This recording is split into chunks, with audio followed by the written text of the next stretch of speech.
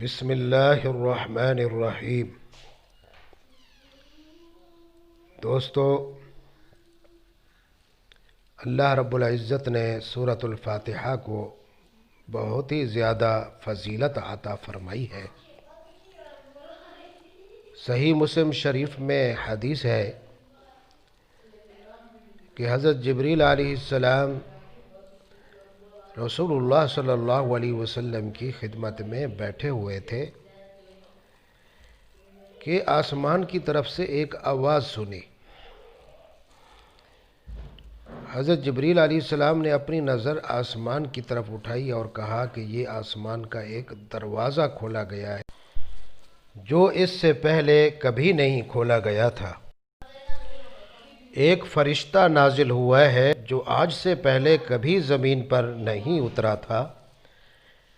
اس فرشتے نے رسول اللہ صلی اللہ علیہ وسلم کو سلام کیا اور عرض کیا کہ آپ اس بات کی خوشخبری سن لیجئے کہ دو نور آپ کو ایسے ملے ہیں جو آپ سے پہلے کسی نبی کو نہیں دیے گئے۔ نمبر ایک، فاتحۃ الکتاب یعنی سورہ فاتحہ۔ نمبر دو، سورہ بقرہ کی آخری 2 آیتیں۔ ان دونوں میں سے آپ جس کی بھی کچھ تلاوت کریں گے اللہ تعالیٰ ضرور آپ کا سوال پورا فرمائیں گے۔ یہ حدیث صحیح مسلم شریف کی ہے اور اس حدیث سے سورہ فاتحہ کی ایک بہت بڑی فضیلت ثابت ہوتی ہے کہ سورہ فاتحہ کو ایک ایسا نور فرمایا گیا ہے جو نبی کریم صلی اللہ علیہ وسلم سے پہلے کسی بھی نبی کو ایسا نور عطا نہیں کیا گیا۔ اس کے علاوہ سورۃ الفاتحہ کو سورۃ الشفاء اور سورۃ الرقیہ بھی کہا جاتا ہے۔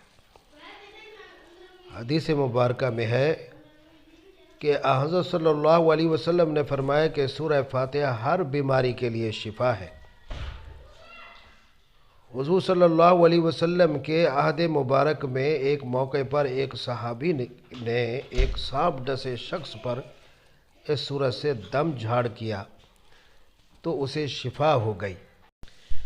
لہٰذا سورہ فاتحہ کو کثرت سے پڑھنا ثواب بھی ہے اور اللہ کے حکم سے بلا شبہ یہ ہر مسئلے کا حل بھی ہے۔ روزانہ اول آخر درود پاک کے ساتھ اس کو 11 بار پڑھنے والے روحانی طور پر انتہائی مضبوط ہو جاتے ہیں اور بے شمار امراض سے بچ جاتے ہیں۔ اس سورت کے دم کا طریقہ یہ ہے کہ سورہ فاتحہ سے بسم اللہ الرحمن الرحیم کے آخری میم کو سورہ فاتحہ کے لام سے ملا کر 7 دفعہ پڑھ کر پانی وغیرہ میں دم کیا جائے، یعنی اس طرح پڑھا جائے بسم اللہ الرحمن الرحیم الحمد للہ رب العالمین۔